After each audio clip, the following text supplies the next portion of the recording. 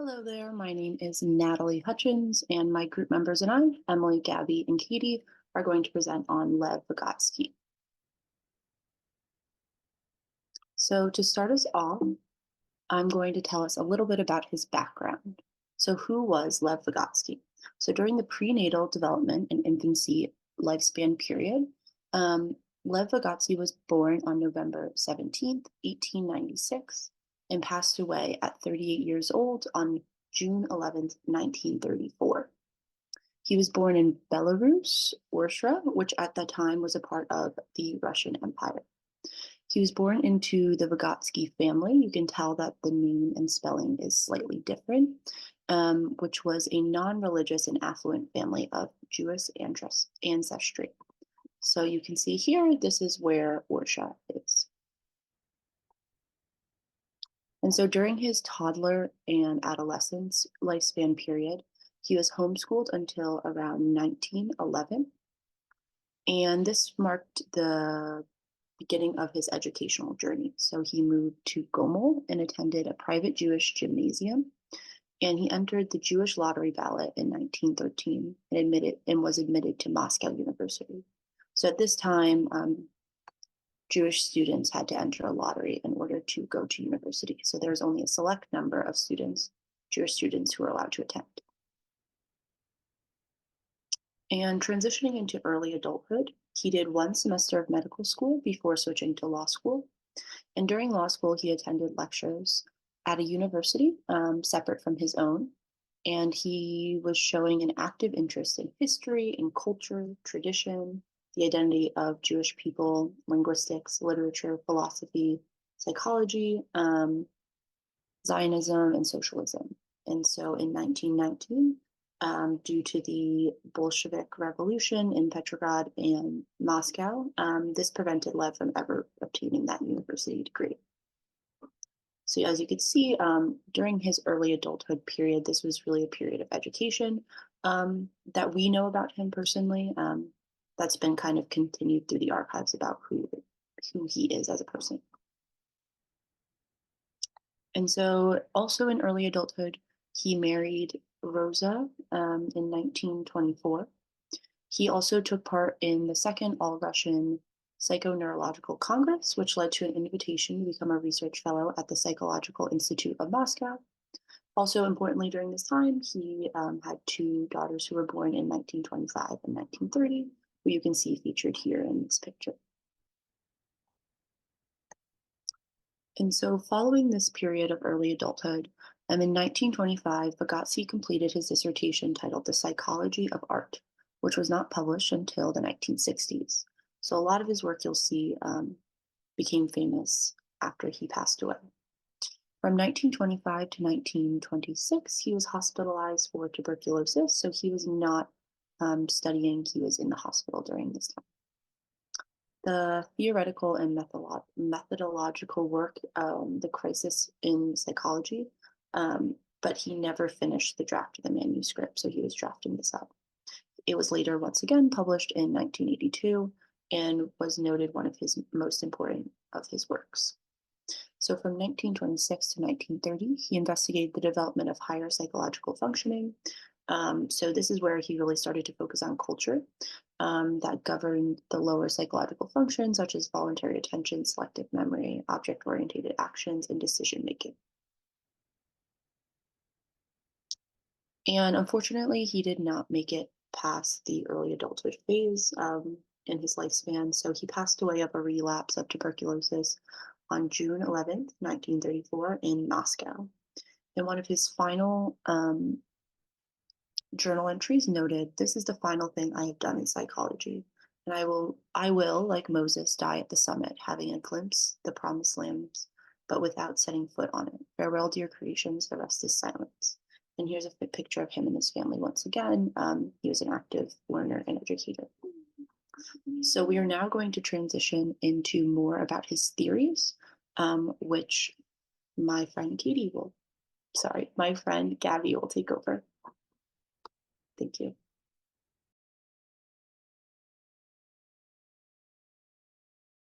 All right.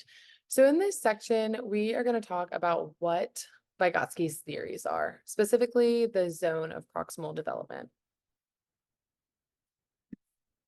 So the zone of proximal development is a concept that was derived by Vygotsky to include the potential of a child and not just their current abilities when testing them.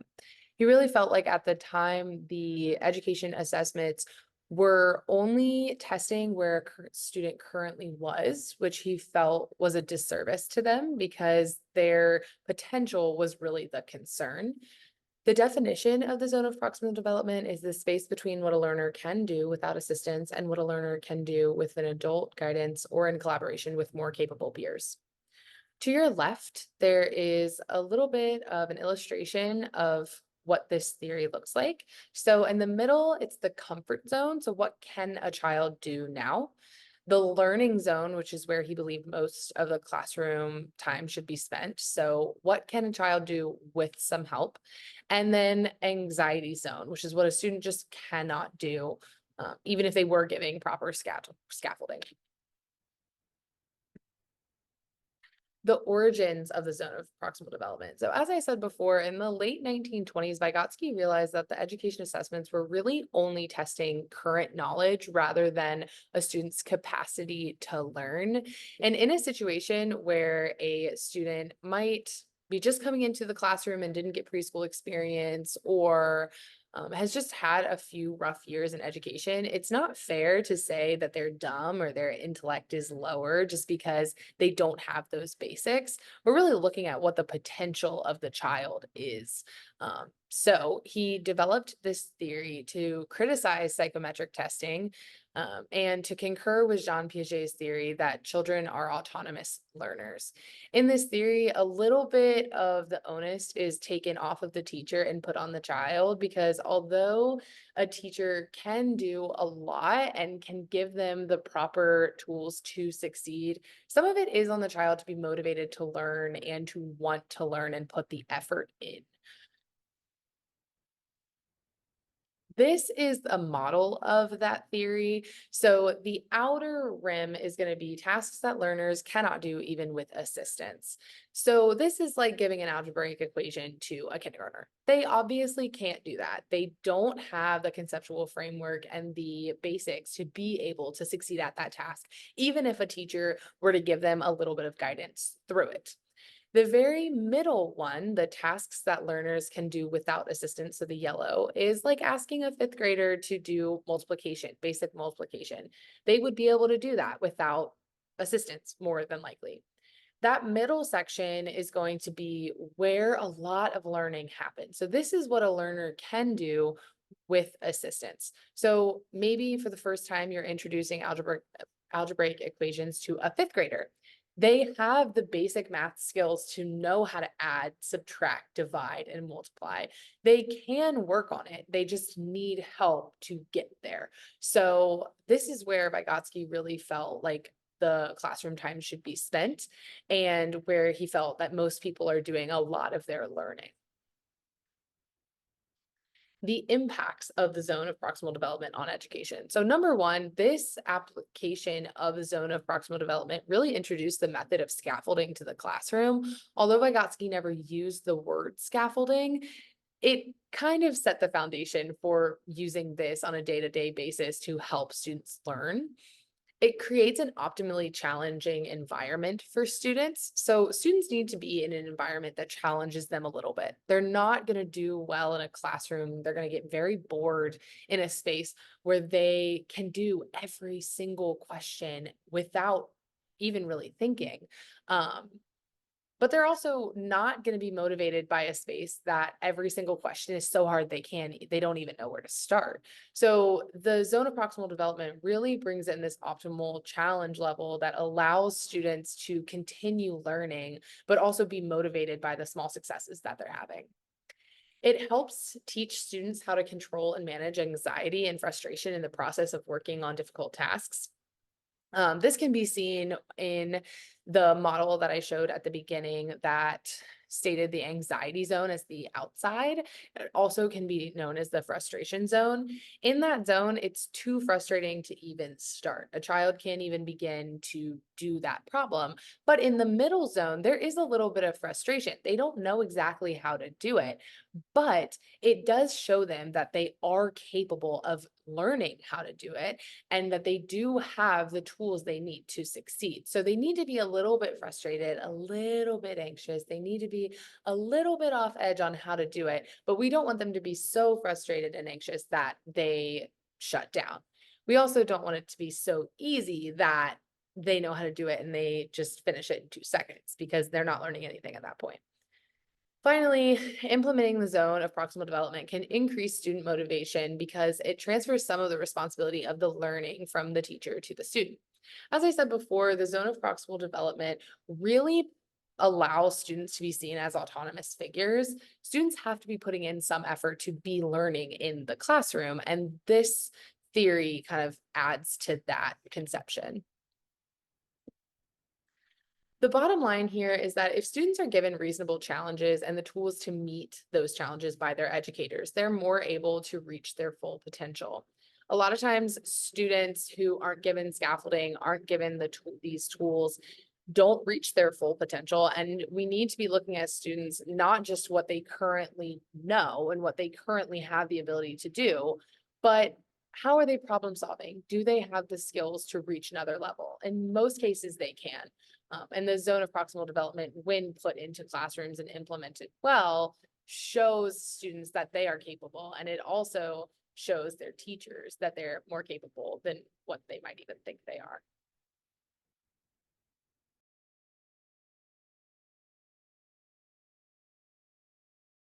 The more knowledgeable other is a concept derived from Vygotsky's sociocultural theory and the zone of proximal development. The two definitions can include being guided or learning from an individual who has a greater understanding of a certain concept relative to the learner, or an apprenticeship that is essential for cognitive development. How and why did Vygotsky create the more knowledgeable other? He was very interested in how social interactions influence cognitive development. He often observed children learning skills and concepts through interactions with others, particularly those who possessed more knowledge or expertise in a particular domain. He often recognized the importance of cultural factors in shaping cognitive development, which led him to propose educational practices that emphasize collaborative learning. The relationship between more knowledgeable other and the zone of proximal development.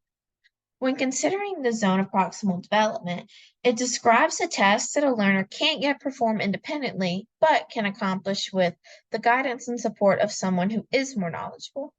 While the more knowledgeable other is a person who possesses the higher level of knowledge or skill and provides the necessary assistance to help the learner bridge the gap within their own zone of proximal development. Both have similar goals of promoting social interaction, guidance, and support when facilitating cognitive development. And this relationship is shown within the graph as students working independently are often able to do this after having assistance from a more knowledgeable other, while as you can see on the outside, certain goals may seem unreachable for students without this assistance from the more knowledgeable other.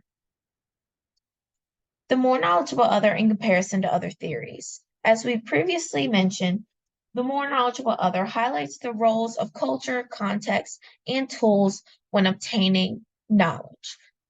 In relation to behaviorism, they both display external factors in relationship to shaping behavior, while in comparison to the cognitive theory, they both recognize the influence of social context. And in comparison to all three, they focus all on learning and behavior within oneself. So where is the more knowledgeable other typically noticed? In a school system, the more knowledgeable other relationship is typically found within a teacher-student dynamic, where the student learns academically from a teacher, or this can also have subcategories of administration versus student or coach versus player dynamics within the school system. However, common misconceptions about the more knowledgeable other include the fact that this relationship is strictly teacher versus student. Other relationships can include student and student, teacher, and parent and student, etc. This can include students tutoring other students to improve grades, teachers providing tips or activities to other teachers for in-classroom success, or even parental support at home when students are making efforts to complete their coursework provided by their teacher. Outside of the coursework education, the more knowledgeable other can be seen in classrooms when considering diversity. So classrooms and schools are very much populated with diverse groups of students as well as faculty. These experiences, culture, and knowledge that are part of these varying economic, ethnic, religious, gender, and sexuality statuses can lead to a more informed or even an accepting school atmosphere. This part of the sociocultural theory which also demonstrates how students and faculty can learn and engage with one another outside of education, is very beneficial to the greater understanding of diversity beyond the scope of academia. Some common criticisms of the more knowledgeable other include how they do not really account for all of the individual needs of the students in the teacher-student dynamic in relation to education, because there are other factors of learning styles and cognitive abilities that can really inhibit the more knowledgeable other from occurring fully. It can also encourage a sort of herd mindset unless there are multiple collaborators providing their differentiating opinions, and this has the potential to cause an inability for students to think critically. And it also may not be applicable to all students, especially if they experience a learning disability. Ways to alleviate the more knowledgeable other critiques in the classroom as a teacher. When completing course material or educating on issues, it may be beneficial to provide students with multiple methods of interpretation, numerous reasoning strategies to reach a conclusion, and all account sides or perspectives of a certain issue. Encouraging students to share their opinions, especially when teaching older students about topics regarding diversity, societal issues, and differentiating perspectives in general, is very essential for this topic. For students with learning or cognitive disabilities, it also may be beneficial to seek advice from their parents or guardians or even other teachers to determine lesson plans that will be most effective for these students to engage with the material. For younger students, focusing on quality versus quantity of work may also be more beneficial, providing students opportunities for improvement in areas that seem to not meet standard curriculum guidelines, or even incentivizing material to help promote their learning efforts if this is the issue. Some major concluding thoughts about the more knowledgeable other theory. The more knowledgeable other plays a crucial role in guiding learners within this zone, helping them reach their potential. Individuals learn through interactions with others who have more knowledge or experience in a particular domain. The more knowledgeable other can vary depending on cultural norms and practices, but their role remains consistent in facilitating learning within a specific cultural context. Educators can provide opportunities for collaborative learning and peer tutoring to maximize learning outcomes, especially in these scenarios. Teachers also may find it beneficial to be aware of their students' individual zone of proximal development in order to provide more appropriate levels of support in the classroom. And some final thoughts within this summarizing video. Lev Vygotsky's sociocultural theory posits that social interaction plays a fundamental role in the development of cognition, suggesting that learning is a deeply social process. This theory emphasizes the role of language and social interaction in cognitive development, arguing that dialogue is crucial for learning and growth. This video will explore 5 key concepts from Lev Vygotsky's sociocultural theory. Let's start with the more knowledgeable other.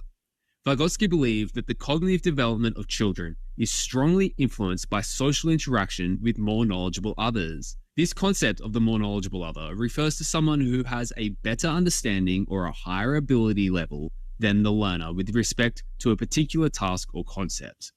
The more knowledgeable other is significant in the learning process and can be a teacher, peer, parent, or even a computer program, providing guidance and support to facilitate learning.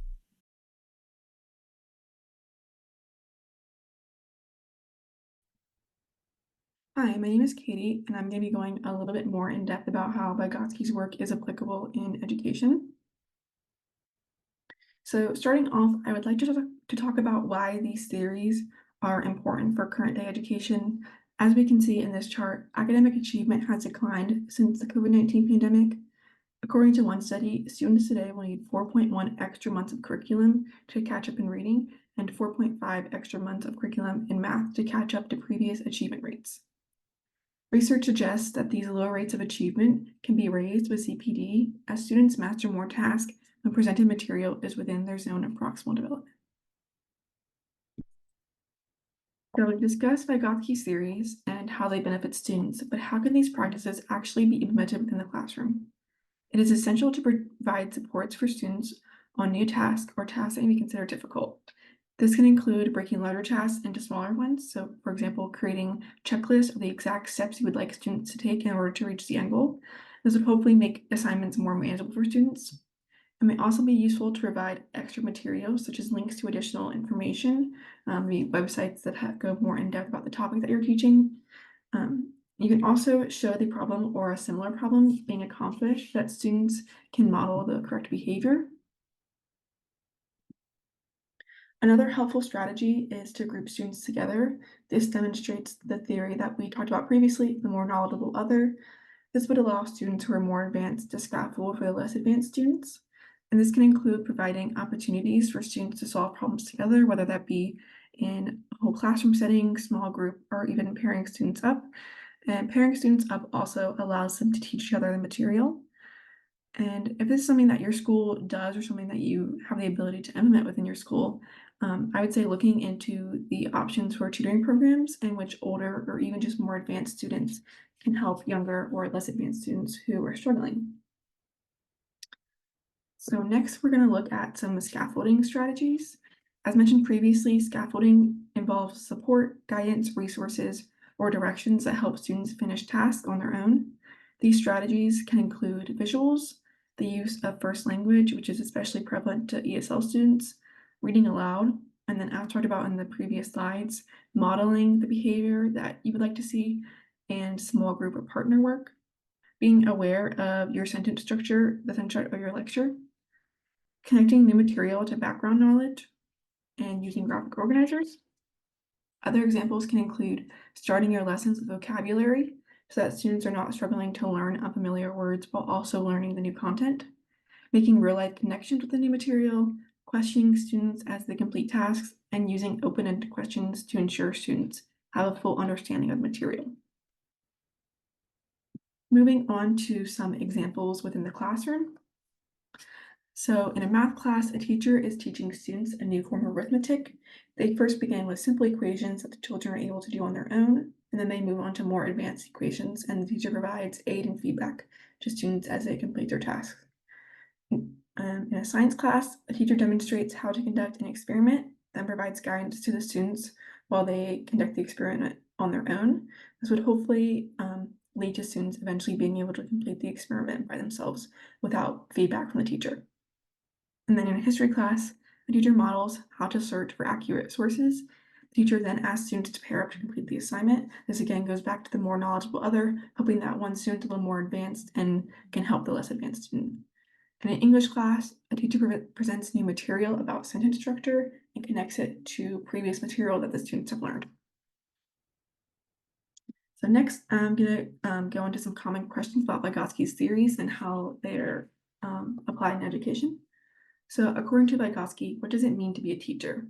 Teaching involves enabling students to complete tasks or assignments that they previously could not do. So for example, a student may come into a math class with the ability to count, but that doesn't necessarily mean that they're able to do advanced equations. Or a student may come into an English class with the ability to write complete sentences, but not with the ability to write compelling, persuasive essays.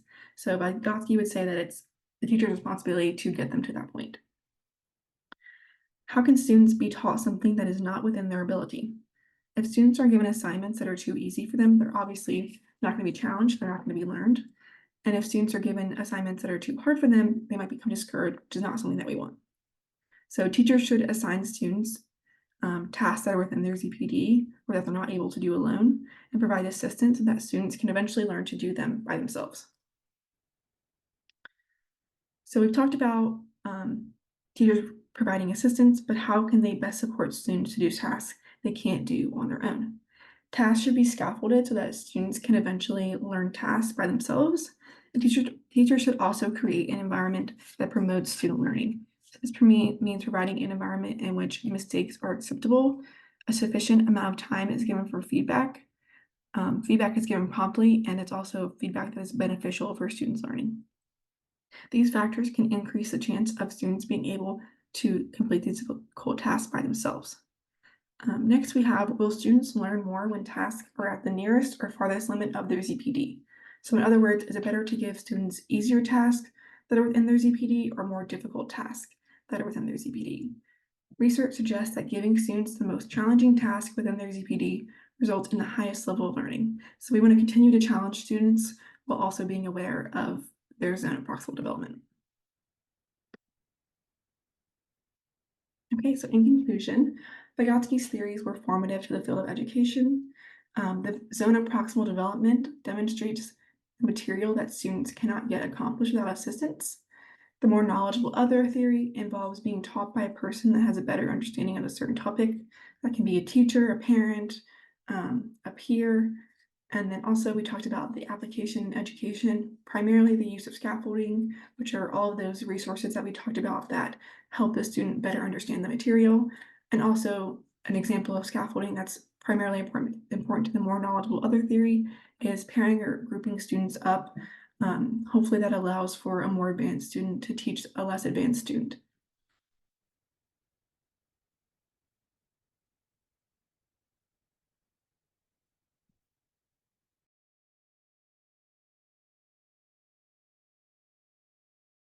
Okay, so thank